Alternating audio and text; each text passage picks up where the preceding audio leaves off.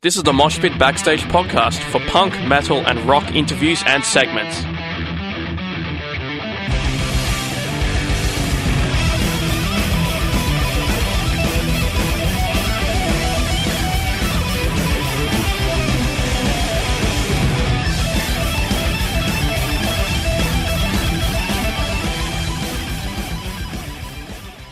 Hey everybody, this is Chrigel from the band Eluveitie, and you're listening to Moshpit on Scene. Chrigel is a vocalist, guitarist, and many other things of Swiss folk metal band Eluveitie. They'll be releasing their second acoustic album, Evocation II, Pantheon, on the 18th of August. Chrigel, thank you so much for joining me. Thank you for having me here. You're very welcome. Now, this is your second acoustic, follow-up to Evocation I. When did you decide to do a follow-up, and why? Why? I honestly don't know. I have no idea. But, you know, I wrote the evocation concepts back in 2008. We released the first part in 2009. But yeah, back then, when I started working on a concept, it was very clear, or it was meant to become a 2-album thing from the start. And yeah, that's basically like when it was decided. You know, that's also like why the first part was called Evocation I. So it was kind of obvious that there at some point will be a part 2. But why that is, I really don't know. It's, you know, it just kind of developed like that. Probably because the topic it deals with is probably too deep and intense to just put it on one album. That's fair enough. Maybe that's why. What was the process for writing the album? Did you start sort of recently, or were you bringing stuff together that had sort of been started earlier? It's a little bit of everything, I would say. You know, as I said, like the basics for the concept were laid many years ago. But yeah, the main songwriting actually was done in the last couple of months. So, yeah. And how songwriting in Eluveitie is actually a pretty natural thing. You know, the songs just grow organically. And, yeah, it was pretty much like on every other Eluveitie album, with one difference, which is that like we hardly ever worked so much together as a group, as a band and as a group of musicians, so intensely when creating an album as we did this time. With you guys all sort of working a bit more close together, do you think that changes the way stuff comes out, or is it still kind of the same sort of thing? To me, it's a very it's very purely Eluveitie, and it is Eluveitie as Eluveitie always was Eluveitie. But nevertheless, I think you can still hear somehow or feel like this vibe of being together, because how do you say, it's just, you know, there was like really a lot of room for spontaneous and creative stuff when we produced that album. And you know, the vibe we had among us and within us as a band in the studio was quite amazing and unique. So like, actually the whole production time, the complete band was there, and everybody was like brooding over some details all the time. And yeah, so I think that's something you can actually hear or feel from the album. Do you try, when you're making an album like this, which is kind of away from the normal kind of Eluveitie album, do you kind of try and mix it up a bit? Do you try and explore different things? Well, I mean that exploring different things, that's something we actually always do or try to do. But it was kind of special for this album because the main base we worked on was the concept, and you know, also like the conceptual, the lyrical concept of it, and so this album is actually kind of like a stroll through the Celtic pantheon, through the Celtic otherworld. And each track of the album kind of stands for one Celtic deity. And so, yeah, that was musically, like for the songwriting, that was the main thing we dealt with, because each track of the album doesn't just deal with the respective goddess or god lyrically, but also expresses the character of the respective deity. And that's what we tried to feel and to do, to actually really express who this goddess or god is.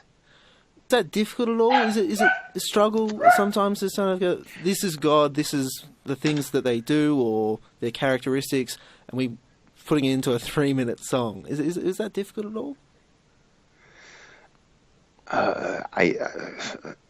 I wouldn't call it difficult, and actually I can't really say much about it. It's just, this is something that comes out of really much intuition and just emotion or feel it's not that it's not a rational thing where we sit down and say, okay, this goddess or god has this and this attributes or whatever, or does this and this, so we do that and that musically or something like that. It's just really something that grows out of emotion and feeling much.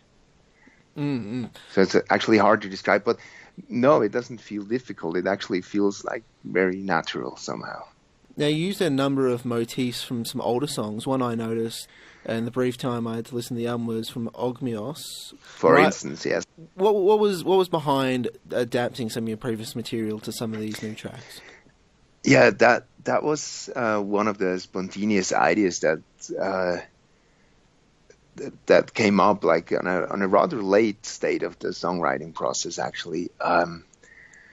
Because the thing is, there are conceptual relations between tracks. So each deity, each goddess or god that is presented on Evocation II is somehow conceptually related to at least one or several older Eluveitie songs from any album in our discography. And so we had this spontaneous idea that it actually would be kind of cool, or we find it cool at least, to pick up these relations also musically. So in some songs it's pretty obvious, like in Ogmios, like you said, which you actually can hear things from the 3 different Eluveitie songs in there. The most obvious is, of course, Inis Mono. But there's actually a lot of also rather hidden details. But on each track of the album, there is at some point at least one little detail that you can hear in a other Eluveitie song, for instance. I mean, to give you an example, the track Katurichs, the first 2-3 seconds are more or less identical with the first 2-3 seconds of a song from our first acoustic album. Or in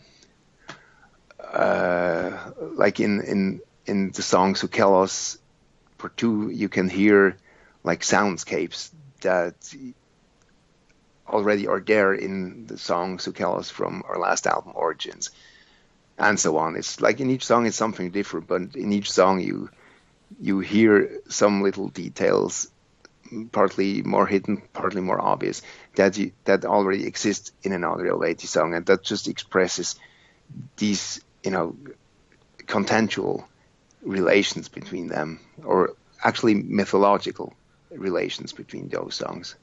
I think my favourite track was Artio. Really sort of spoke to me in a kind of primal way. Could you talk a little bit about that song just briefly? Yeah, sure. This is actually mythologically spoken. This is a very regional thing. Artio was a bear goddess of one of the big cities of the ancient Celts, to 2-day Swiss territory, and the city actually still exists. It's called Bern. It's the capital of Switzerland today, and actually the symbol of the city is still the bear. And yeah, it's actually like a prayer to that goddess, to that local bear goddess, but in its whole meaning, it's a rather painful song. It deals with separation and loss and stuff like that, and it's based on a very old traditional actually. And yeah, and this is the main thing. I think Fabian, our singer, did an absolutely incredible job in that one. And I remember when we recorded, like the whole time she was recording that song, like many of us, including the producer, had tears in our eyes every now and then, because it was like really moving. Because she really dealt with it intensely, with the whole story. And I remember the day before she recorded, or the morning before she recorded, she just went. She just left the studio and said, "Yeah, dudes, I need some time." And she really gave into that person the song is about. I must say the song is written out of the perspective of a young Gaulish mother in, let's say, diaspora. And she just excluded herself and went to the forest or something, and just really empathized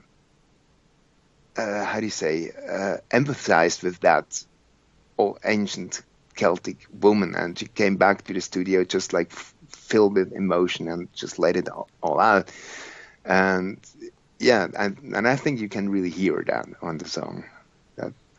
Evocation II Pantheon will be released on 18th of August by Eluveitie. Chrigel, thank you so much for joining me. It's been an absolute pleasure. I thank you very much for having me here, and thanks for the interview, and I wish you a wonderful evening.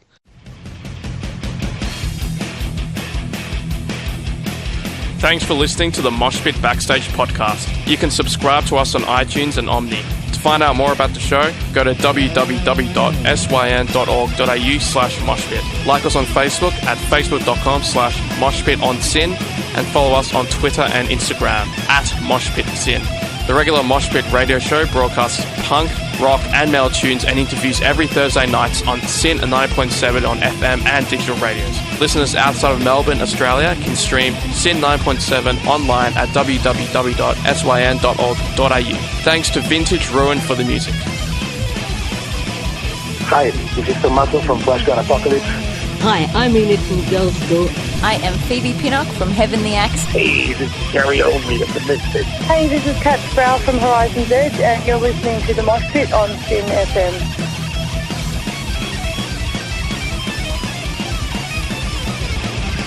Hi, this is Einar from Leopard. Hi, I'm Virginia Lilly from the band Lily. This is Raul from 1349. Hey, what's up, everybody? This is Ali from Zebrahead. Hey, everybody, this is Charlie Benante with Anthrax, and you are listening to the Moshpit on Syn.